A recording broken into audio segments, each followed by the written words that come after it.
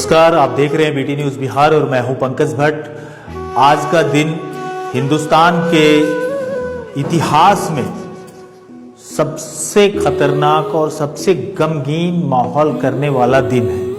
Pulwama attack आज के ही दिन किया गया था, जिसमें हिंदुस्तान के 44 वीर सैनिक शहीद हो गए थे। जहां उसी वर्षी पर, पुलवामा अटैक की वर्षी पर आज उत्तर प्रदेश से खबर आ रही है कि नेशनल एकेडमी के द्वारा, वहां के बच्चों के द्वारा, वहां के छात्र छात्राओं के द्वारा और शिक्षकों के द्वारा एक भावभीनी श्रद्धांजलि शहीद के परिवार वालों के लिए रखी गई।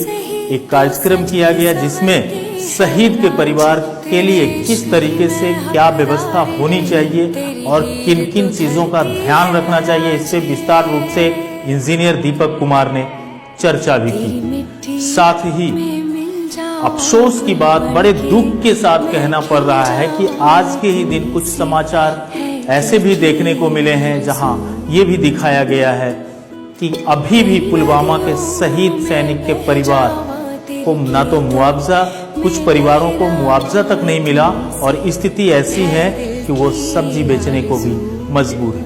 घिनौना और एक तरह से आप कर सकते हैं कायरता पूर्वक कार्य था।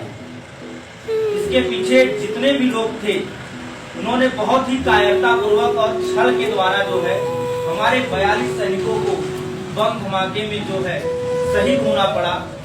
अगर जो सर ने कहा, वास्तव में अगर जो है अगर वीरता थी उनके अंदर तो वो सामने से वार किए होते तो आज वास्तव में जो है रिजल्ट कुछ और होता। आज वो हमारे 42 जवान आज हमारे बीच में रहे होते और जो इसके पीछे थे छल से जो ये कार्य किए वो आज जो है आज उनका जो है मृतक रहा होगा।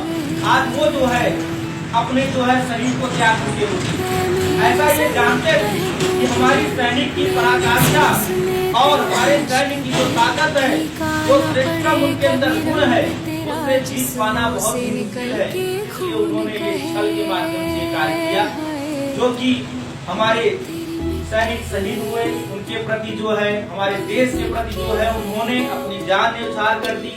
और सैनिक एक ऐसा होता है जो बिना अपने जो है जान की परवाह किए बगैर हमारे देश की रक्षा करता है, जिसकी बदौलत हम और आप जो है चैन से जीते हैं, अपने घरों में रहते हैं, अच्छा खाते हैं, अच्छा पीते हैं। हमारी आजादी के लिए, हमारी जो है स्वतंत्रता के लिए आज भी हमारे न जाने कितने सैनिक हमारे जो है देश की रक्षा के लिए खड़े हुए हैं और अपने प्राणों को हथेली पर लेकर के खड़े हुए हैं। ऐसे सैनिकों को हमारे नेशनल एकेडमी की तरफ से और हमारे समस्त विद्यार्थीगण की तरफ से, हमारे समस्त जनपद वासियों की तरफ से, उनके परिवार को जो है बहुत ही जो ये दुखद घड़ी है उसमें जो है भगवान उनको इतना धैर्य दे और उनको इतना साहस दे कि जो है उनको इस दुखद घड़ी में सब लोग उनका साहस का पद बने। और आपको बता दें, जब किसी सैनिक के घर में वो शहादत के लिए जितनी नौकरियां हैं या जितनी भी सेवा है, जितनी भी सर्विस है, सब में पैसा उद्देश्य होता है। लेकिन सेना की नौकरी जो होती है, जो सेना की सेवा होती है, जो सेना की सर्विस होती है, वो शहादत के लिए ही होती है। पुलवामा अटैक में जो आतंकवादी हमला हुआ उसमें हमारे शहीद, हमारे जवान शहीद हुए, लेकिन बिना लड़े शहीद हुए, इसका दुख है। उन्होंने अपना सर्वस्व न्यौछावर किया देश के लिए, उन्होंने अपना सब कुछ दिया देश के लिए। वो भी किसी परिवार से थे, वो भी किसी गांव से थे, किसी समाज से थे। अपना परिवार, अपना गांव, अपना समाज सब कुछ छोड़ करके देश की सेवा में लगे हुए थे।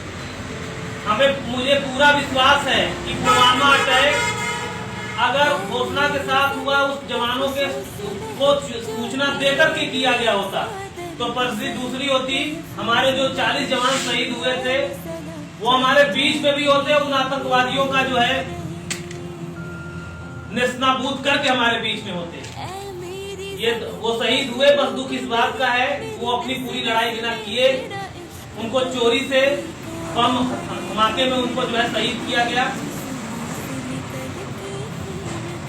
जो है ये जब ये दिन आएगा उनको याद किया जाएगा, जब ये दिन आएगा उनको देश याद करेगा।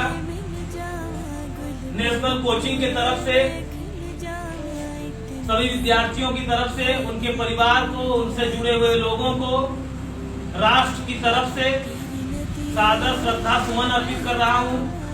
साथ ही भगवान उनके परिवार को उनकी कमी को सहने का शक्ति दे।